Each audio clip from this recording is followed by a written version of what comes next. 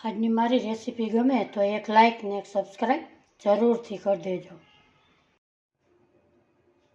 સૌ પ્રથમ આપણે 1/2 લીટર દૂધ લીધું છે. એની સામે આપણે 4 ચમચી ખાંડ ઉમેરીશું. એને આપણે ગેસ ઉપર પાણી નાખ્યા વિના આવી જ રીતે કેરેમલ બનાવીશું.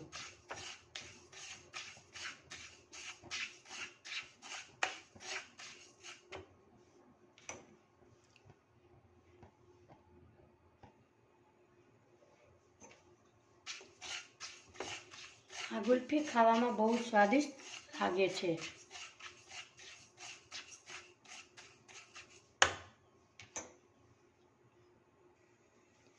ધીમે ધીમે આપણી ખાંડ એકદમ સરસ ઓગળવા લાગી છે. ખાંડ બધી ઓગળી જાય ત્યાં સુધી આપણે હલાવતા રહેશું. તમે જોઈ શકો અહીંયા આપણી ખાંડ બધી ઓગળી ગઈ છે. હવે એનો કલર થોડો થોડો ચેન્જ થવા લાગ્યો છે. આવી રીતે સતત ધીમે ધીમે હલાવતા રહેશું અને એનો કલર આછો બદામી રંગનો થશે.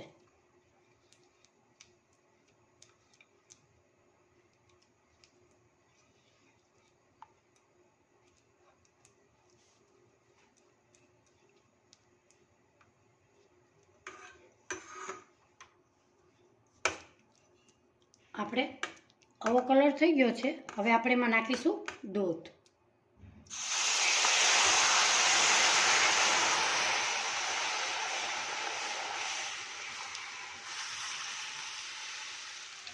એ ધીમે ધીમે હલાવશું એટલે આ કપોટા વરેલા છે એ ઓગળી જશે.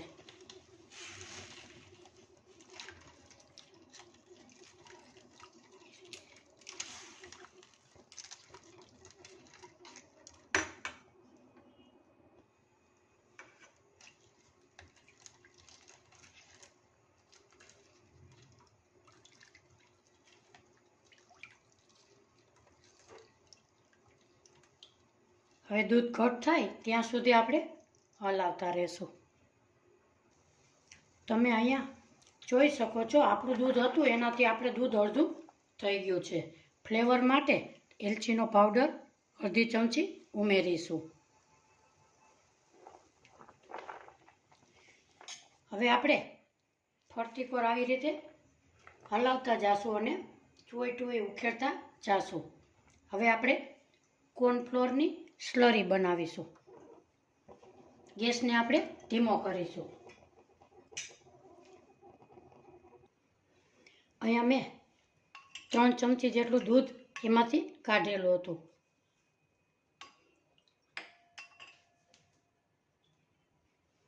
અહીંયા આપણે 2 ચમચી કોર્નફ્લોર ઉમેરીશું અને 1 ચમચી કસ્ટર્ડ પાવડર.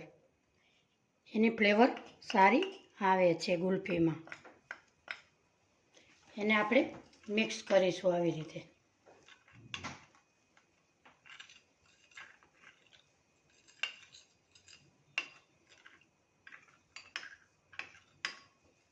આપણે અહીંયા મિક્સ થઈ ગયું છે. આપણે સ્લરી બનાવી હતી એ આપણે થોડી થોડી નાખતા જઈશું અને હલાવતા જઈશું. નીચે ચોટે નહીં એનું આપણે ધ્યાન રાખીશું.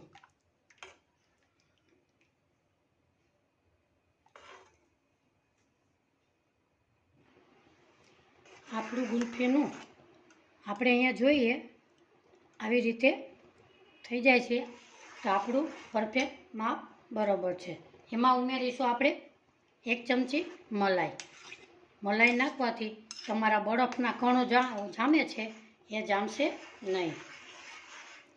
બદામ તમે તમારા ટેસ્ટ પ્રમાણે તમે બધું નાખી શકો છો. કાજુ અને આપણે મિક્સ કરીશું.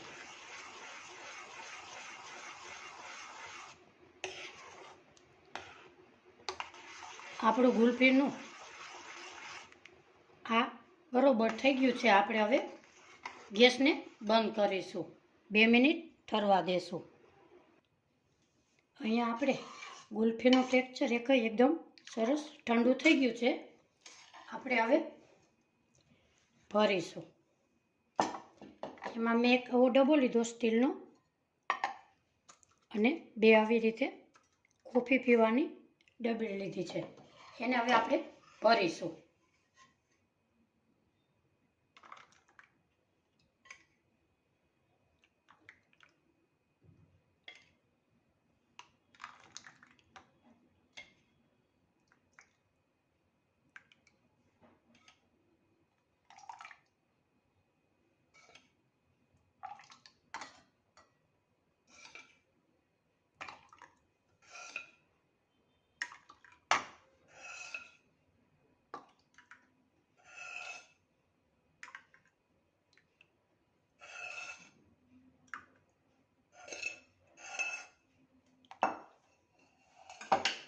એને આપણે આવી રીતે ફોઇલ પેપરને ઢાંકી અને પેક કરીશું.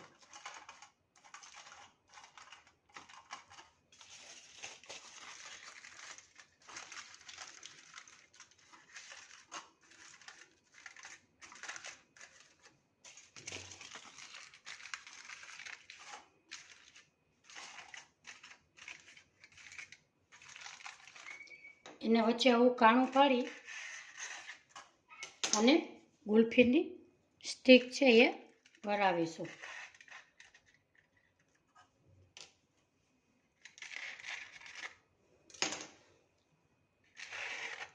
આને આપણે ફ્રીઝરમાં 4 થી 5 કલાક રાખીશું.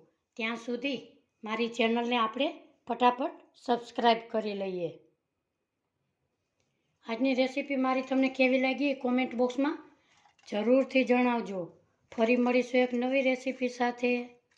તમે પણ કેવી રીતે મટકા મલાઈ ગુલ્ફી બનાવો છો એ કોમેન્ટ બોક્સમાં જરૂરથી મને કહેજો. ફરી મળીશું એક નવી રેસીપી સાથે. આવજો. જય શ્રી કૃષ્ણ. અહીંયા આપણે કેન્ડીની 5 કલાક થઈ ગઈ છે. હવે આપણે એને ખોલીશું.